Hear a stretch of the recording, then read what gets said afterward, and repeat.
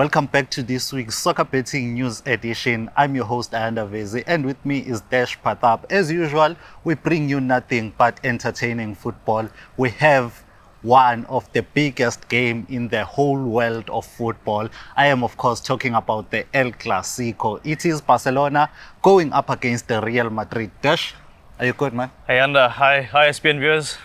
Yeah, man. We have El Clasico.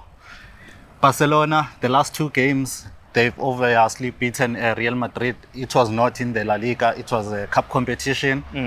Real Madrid have previously beaten Barcelona in their first leg at Santiago Bernabeu. So obviously, Xavi will be looking for avenge himself in this fixture. What is your take on the game?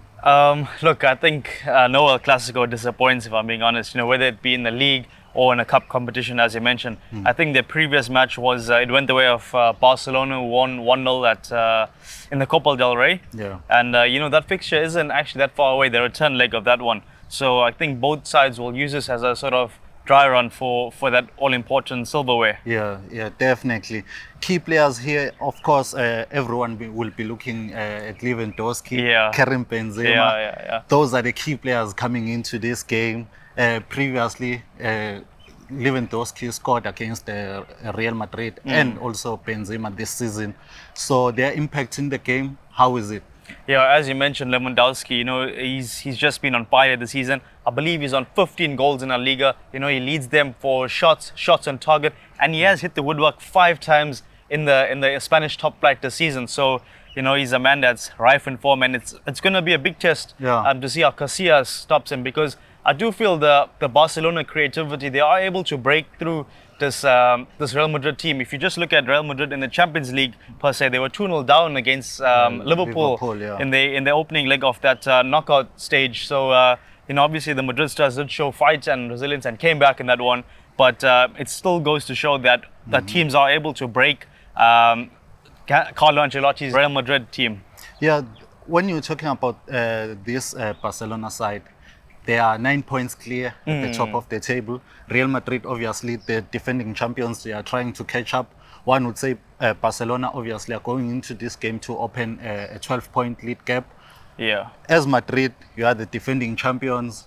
You want to close that gap. How do you approach this game, especially away? And we've seen reports saying that if a Madrid fan coming into the stadium wearing a Real Madrid jersey won't be allowed to the stadium. Yeah. This shows how the game, like the vibe, the rivalry between the two sides. How do you approach this game as a Look, Madrid it's going to be, for me, it's the midfield of Real Madrid. You've got a lot of cool, calm heads. If you look at Luka Modric, years of experience in some really important fixtures. This will be, probably, I'm not sure if it's going to be his last El Clasico in La Liga at least. Yeah. But he's someone that I'll be looking out for. Toni Kroos as well. Very, very important player for Real Madrid. You look at Valverde as well. Your box-to-box. How will he fare against players like Gavi, Pedri? Rafinha is also there. There's a lot of threats in that Barcelona team. You look at Ousmane Dembele. I think he's got 5 La Liga goals this season. Yeah. Following his transfer saga, he's just shook up that whole right flank. And I think it's going to be a really, really difficult tie. But for me, it's the Real Madrid midfield. I think it'll tell.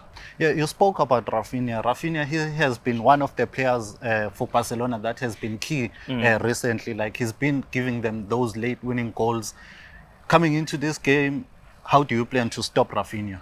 So, as you mentioned, he has been an integral part of Xavi's outfit. Yeah. You look at Ansu Fati, who was handed the number 10 jersey. I think Rafinha has been keeping him out of the squad. Obviously, there was a bit of injury, but he has been in the Manchester squad, and Rafinha has been selected over the number 10. So it tells you how important he is. And obviously coming from Leeds Premier League, to a club like Barcelona, it's really chalk and cheese. So I think he's someone that has been doing very well under Xavi. Obviously didn't have the best of World Cups with Brazil. But he's really, I think he's a player that has really flourished under Xavi, and he could prove to be the difference on the night, Okay. So before we move on to another match, give me your prediction on this game. Look, I'm going for a Real Madrid 1, Barcelona 1. I think it's a draw, and I just don't think either side walk away with the 3 points in this one. Also, you're baking a draw. With that being said, don't forget to look out for our Hollywood Bets competition. You can win your La Liga jersey if you top up 50 Rand or more betting voucher. Terms and conditions apply. Moving right along, we're going back to the Premier League now. It is, of course, Everton and Chelsea. Merseyside meeting the London side. Chelsea are starting to get those results. 3 wins in a row. How does that change the mentality within the squad? Yeah, you're very right there. As Ayanda just mentioned, 3 wins in a row, and you'd never think it would come this soon. You know, Chelsea have been knocked from pillar to post this season. Clubs like Southampton doing the double over them, Leeds snatching victories.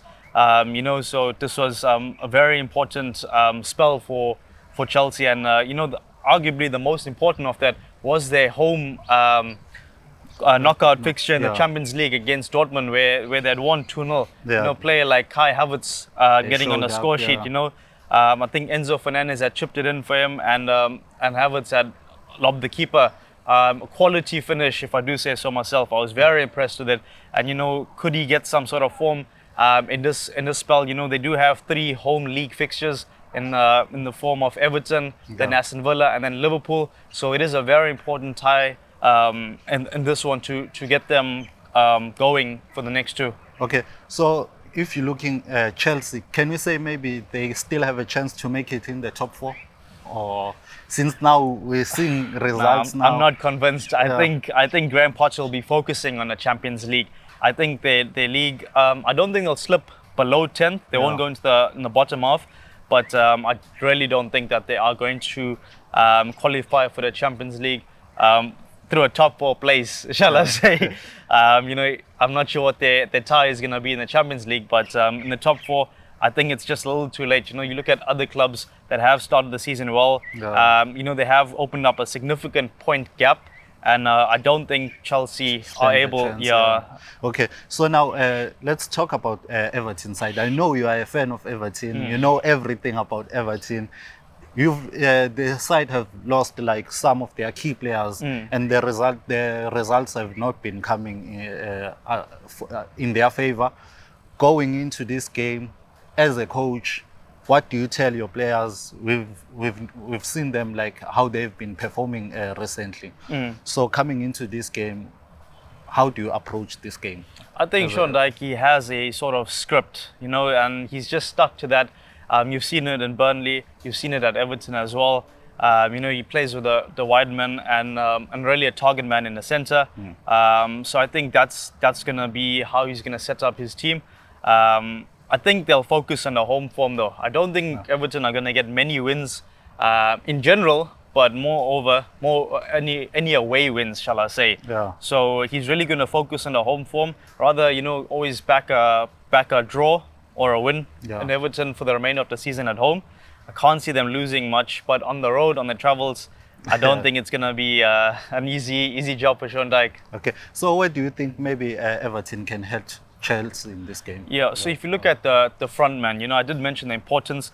Dominic Calvert-Lewin looks to be the perfect striker for Sean Dyche's system. Obviously, he's not in the squad. He's been plagued with injuries this season, and in fact, even with Rafael Benitez and a bit of Frank Lampard as well. So you know, he's always had injuries, and it has hampered him. You know, for England call-ups, and you know, he's an important player for the club. In his absence, there's I think a forward who goes by the surname of Sims, and there's also Neil Maupay, and those players have been benched for Demarai Gray. Gray in the last fixture against Brentford, he attempted 3 shots and created 1 big chance from 5 crosses. So he's someone that adds a lot more movement in that advanced area of the pitch. He did score a penalty in the week before. Dwight McNeil obviously winning that one, and McNeil being reunited with his former manager. He's got I think three goals. Obviously scored the most important one against Brentford, ending their unbeaten run in the Premier League, which just went on forever. So I think really Demarai Gray is someone can do the damage. This one. So I want us to speak about the new signing Chelsea. Of course, that is Modric. He was supposed to join Arsenal, but he ended up joining Chelsea. Like, he's not been performing what is expected since he is joining the club. Do you think coming into this game, this is the game that he can maybe pull up his hand and say, "Here is my name"? Yeah. To be honest, I don't think this is the one for him. I think Chelsea have got a lot more attacking, shall I say, prowess, and maybe they can keep him on the bench for now. I think Graham Potter is someone who's looking at him and keeping him, wrapped up in some foil wrap, just because to protect that 8-year deal. And he's obviously not used to the physicality that the Premier League brings. He has played in the Champions League this season. This is probably where Graham Potter will deploy him rather than the Premier League, because there is some experienced Premier League players that are returning from injury. Look at players like Sterling. There's also Loftus-Cheek, Conor Gallagher. There are players that can play in those areas. And I think Modric would probably be in a squad. He would be in a squad, but I just don't think he's ready for that physicality just yet. Okay, well, your prediction? Before I give you my prediction. Yeah, look, Chelsea have had Everton's number at home for some time. I believe they've gone 27 home league fixtures unbeaten. It tells you, that's good, they've really, it's against no other top flight club have they got a longer history going undefeated. And I think that extends this weekend. I'm going with a Chelsea victory 2-0. Oh, that's bold. Coming from an Everton fan, I'm with you on that one. I'm also picking Chelsea to win.